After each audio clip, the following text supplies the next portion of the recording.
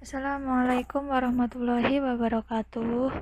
Pada kali ini, kita akan belajar tentang gerak benda dan makhluk hidup di lingkungan sekitar. Selamat menyaksikan anak-anak. Ibu harap kalian tetap semangat dalam belajar.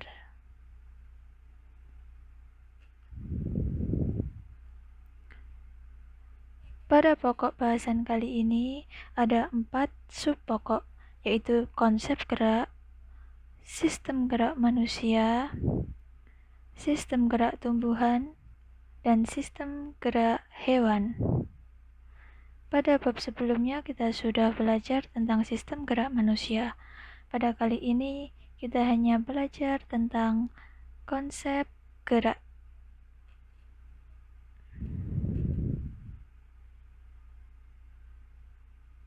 Konsep gerak. Pada subpokok konsep gerak dibagi menjadi 3 bagian. Yang pertama yaitu gerak lurus, yang kedua gaya, yang ketiga hukum Newton.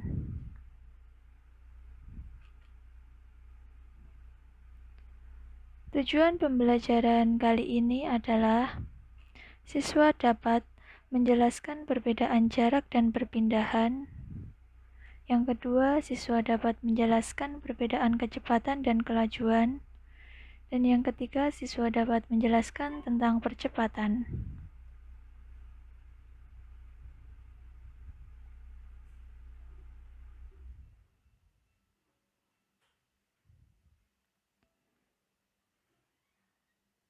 Sebelum ke pembahasan yang lebih detail, Ibu akan bertanya terlebih dahulu.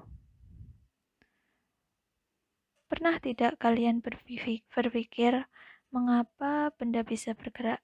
Lalu, apa penyebab benda bisa bergerak?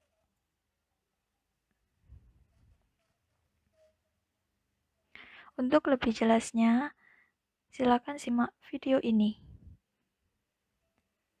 Perhatikan ilustrasi berikut. Nisa berjalan pulang dari sekolah ke rumah dengan membawa tas. Apakah Nisa dikatakan bergerak?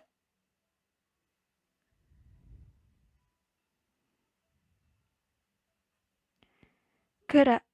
Gerak adalah perubahan posisi benda terhadap titik acuan. Jadi Nisa dikatakan bergerak terhadap sekolah dan rumah. Bagaimana dengan tas yang dibawa Nisa? Apakah dikatakan bergerak? Gerak. Tas dapat dikatakan bergerak juga melihat titik acuannya. Tas dikatakan bergerak jika acuan terhadap rumah dan sekolah. Jika terhadap Nisa, tas tidak dikatakan bergerak. Oleh karena itu, gerak bersifat relatif bergantung pada titik acuannya. Jarak dan perpindahan. Jarak. Jarak adalah panjang lintasan yang ditempuh oleh benda tanpa melihat arah. Perpindahan. Perpindahan adalah perubahan kedudukan benda dari awal hingga akhir dengan melihat arah. Kita beralih ke contoh soal. Rina mengendarai mobil dari kota A ke arah barat menuju kota C sejauh 100 km. Kemudian kembali ke arah timur menuju kota B sejauh 25 km. Berapakah jarak dan perpindahannya? Jawab. Perhatikan ilustrasi berikut. Kota A, kota C.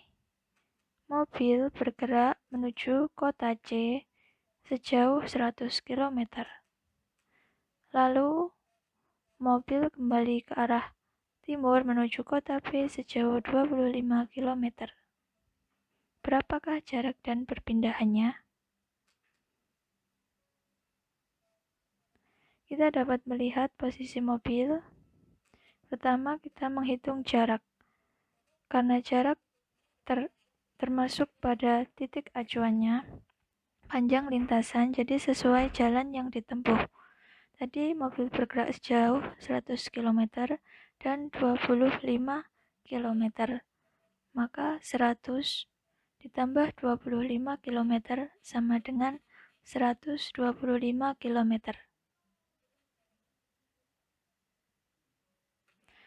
Perpindahan.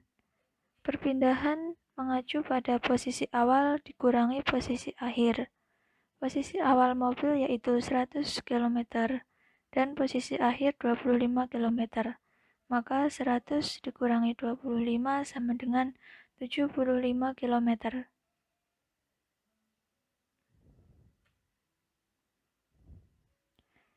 Perhatikan gambar berikut. Jika setiap hari Nisa berangkat dari rumah ke sekolah, kemudian Nisa kembali lagi ke rumah, maka berapakah jarak dan perpindahan ketika Nisa berangkat dari rumah ke sekolah dan Nisa berangkat dari rumah ke sekolah kembali ke rumah?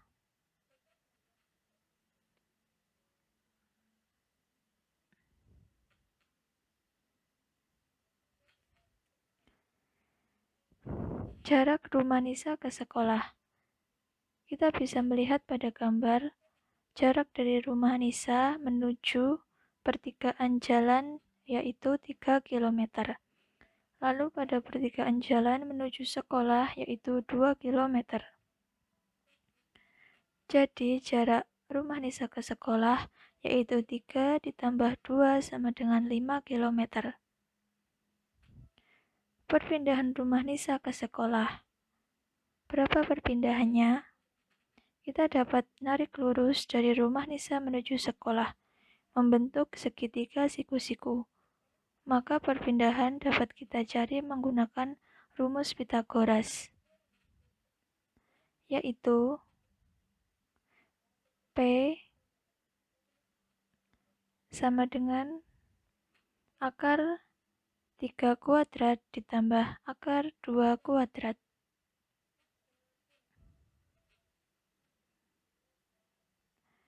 P sama dengan akar 9 ditambah 4. P sama dengan akar 13.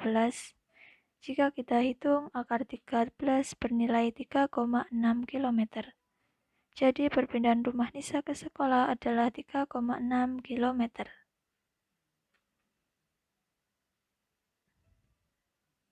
Kita hitung jarak rumah Nisa ke sekolah kembali ke rumah. Tadi jarak Nisa ke sekolah yaitu 3 tambah 2 sama dengan 5 km. Maka jarak rumah Nisa untuk kembali ke rumah yaitu 5 tambah 5 sama dengan 10 km. Perpindahan rumah Nisa ke sekolah kembali ke rumah. Berapa perpindahannya? Yaitu 0 km. Mengapa 0 km? Karena tadi kita sudah mengetahui perpindahan rumah Nisa ke sekolah kembali ke rumah yaitu perpindahan rumah Nisa yaitu 3,6 km. Jika Nisa kembali ke rumah lagi, maka berbalik arah sejauh 3,6 km. Perpindahan memiliki arah yang bernilai negatif karena berbalik ke rumah. Jadi, perpindahannya yaitu 3,6 km dikurangi 3,6 km sama dengan 0 km.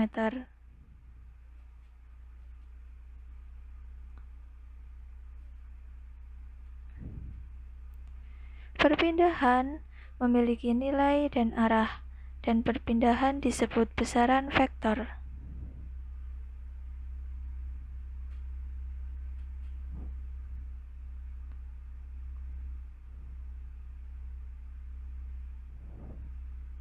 Suatu hari,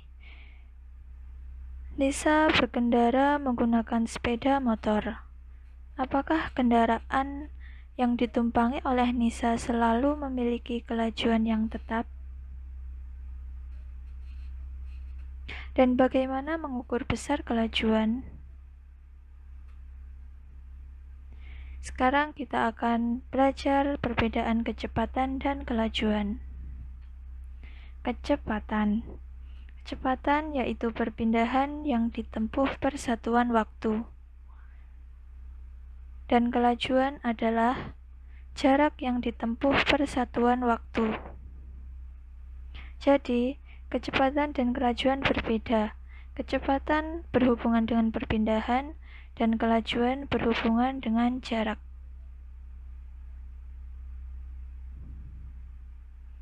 Rumus matematis kelajuan dan kecepatan. Kelajuan memiliki rumus jarak berselang waktu. Dapat disimbolkan dengan V sama dengan S per T. Sedangkan kecepatan yaitu perpindahan per waktu dengan simbol V sama dengan delta S per delta T.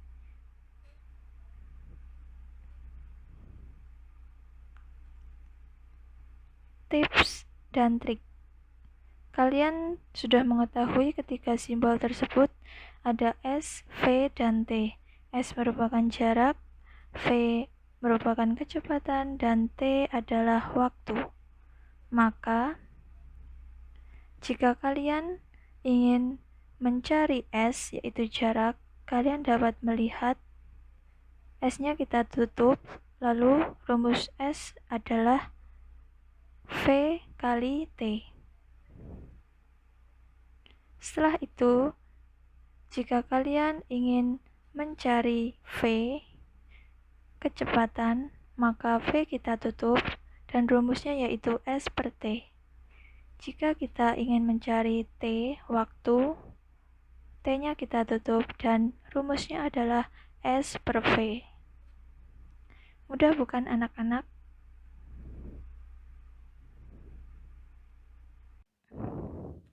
Contoh soal yang kedua.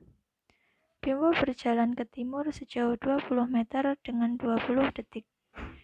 Lalu ia berbalik ke barat dan berjalan dengan jarak 10 meter selama 15 detik. Hitung kelajuan dan kecepatan yang dilakukan Bimo. Kelajuan, kita pertama mencari kelajuan. Diketahui S, kita mencari jarak terlebih dahulu. Jarak tadi Bimo awal yaitu 20 meter. Dan dia berjalan lagi sejauh 10 meter. Maka 20 meter ditambah 10 meter sama dengan 30 meter. Setelah itu Bimo berjalan yang pertama selama 20 detik dan yang kedua selama 15 detik. Maka 20 detik ditambah 15 detik sama dengan 35 detik. Yang ditanya yaitu V, kelajuan. Jawab. Rumus V kita sudah tahu, V sama dengan S per T.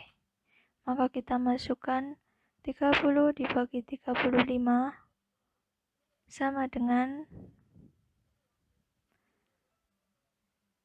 0,86 meter per sekon.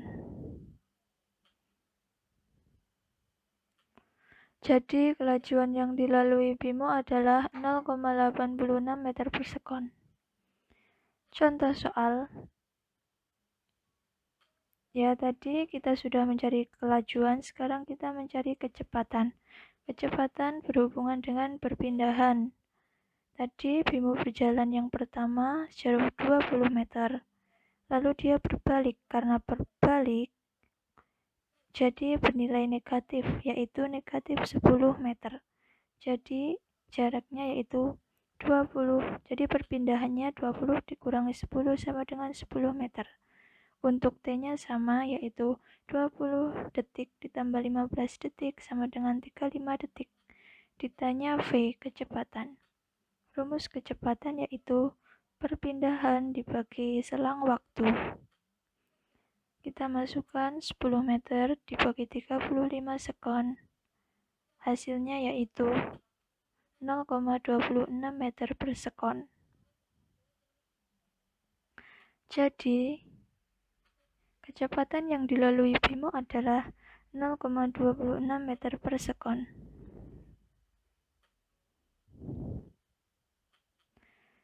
Kecepatan dan kelajuan termasuk dalam gerak lurus beraturan atau GLB, karena memiliki kecepatan yang tetap dan tidak memiliki percepatan. Berikut ini gambar grafik gerak lurus beraturan atau GLB. Di sini ada hubungan V, kecepatan, dan T, waktu.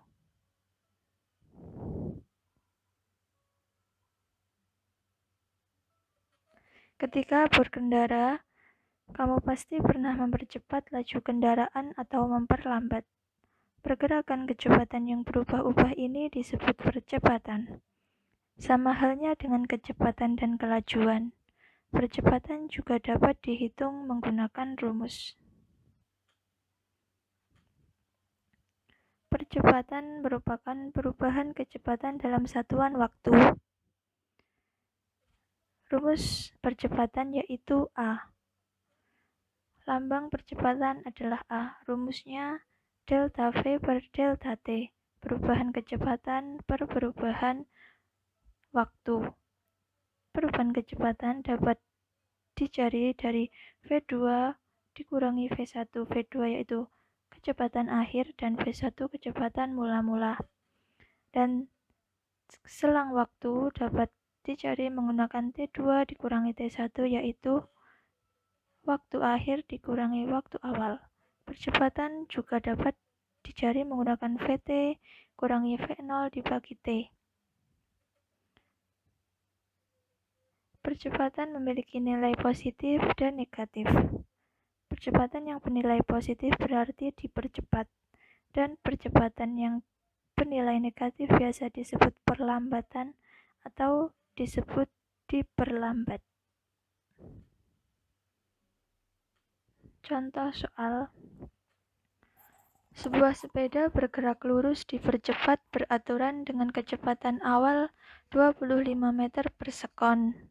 Setelah 10 sekon, kecepatannya menjadi 45 meter per sekon. Hitunglah percepatan sepeda. Diketahui V1 sama dengan 25 meter per sekon. V2 kecepatan akhir yaitu 45 meter per sekon.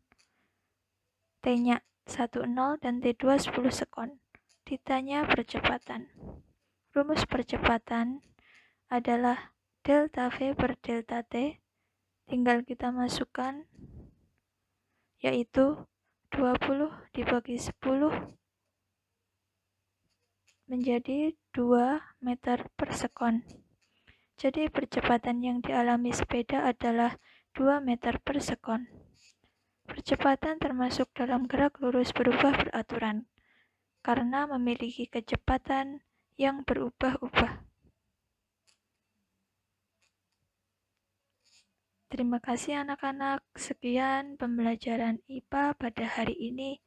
Semoga kalian tetap semangat dalam belajar. Selamat belajar anak-anak.